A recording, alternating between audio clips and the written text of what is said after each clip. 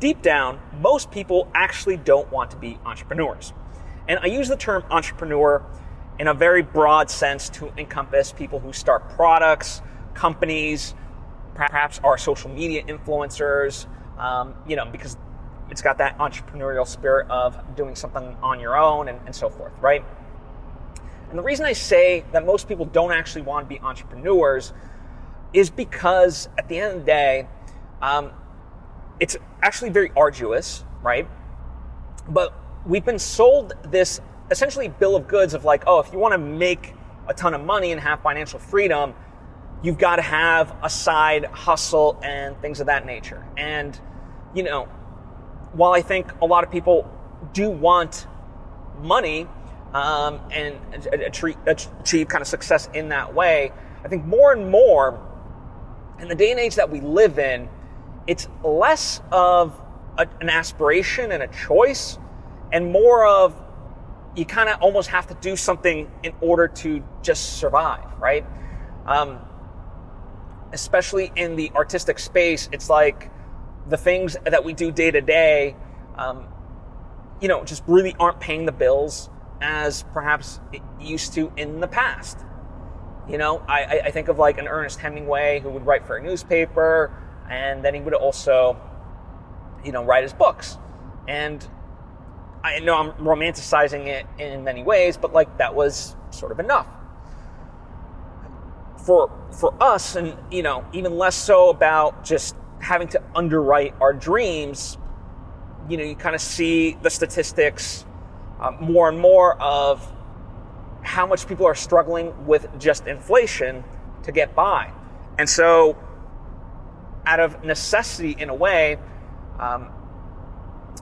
American culture kind of dictates, adopt that entrepreneurial spirit and you too can pull yourself up by your own bootstraps, right? That rugged individualism aspect of it all. And, if you're not making money, it's your own fault and, you got to just really work harder and blah, blah, blah. And I say all this not because I necessarily have a solution to it all, but it's just a point of empathy, I think, really, that, I think, as I said, a lot of us are sort of forced into this, whether we would choose it for ourselves or not. And, I think there's this dichotomy of like our soul, where it's splintering. It's like, okay, we feel like we're failures in many ways. We feel stretched, we feel burnt out. And yet, that gnawing voice of, let's say, society, or just our, as interpreted by our own internal sort of chattering brain, is telling us, well, like, hey, if you actually want to do this, like, you have to keep going, blah, blah, blah. And again, when you kind of look at the alternative, so it's like, okay, well, if you just want the easier life, which, as I said, for many of us is probably the more authentic truth, that doesn't feel like an option because, with grocery prices, rent, gas prices, just the cost of living itself,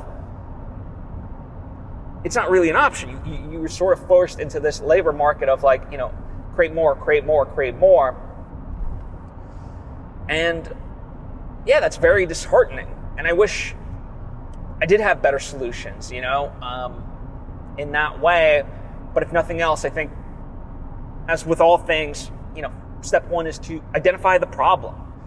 And, then we can start to kind of make changes, and obviously it's election year and things like that. And, the notion is that we want to elect people that can make our society better and propel us forward, The tough part is sometimes it doesn't feel like either candidate, or if there are, multiple candidates, like whichever candidate, that, it's kind of like a losing proposition one way or the other. So it can be very self-defeating in that way. But we do have to realize that we do have agency and there are always options. And I think, it just does start with that first step of identifying the root of the cause. So, and as I kind of think about it, I have a friend that I won't necessarily name, but he kind of feels like being pushed into a lot of these entrepreneurial stuff, and it's like, for him, maybe the better option is just to have one or two jobs and kind of just live the quiet life that he wants. Someone who just wants to watch movies and enjoy his life in his free time. I think we get too caught up again in the rat race of it all, of what others want for us, what others dictate for us, rather than defining it for ourselves. So, I hope there's at least some solace in this relatively grim episode for you. But as I said, I wanted to get the conversation kind of just started about it, get us thinking about it. And so, comment down below with your thoughts and perhaps solutions. I'd love to, get that ball rolling, and in a future episode be able to share some of those. That'd be fun. So thank you for taking time to tune in and join me.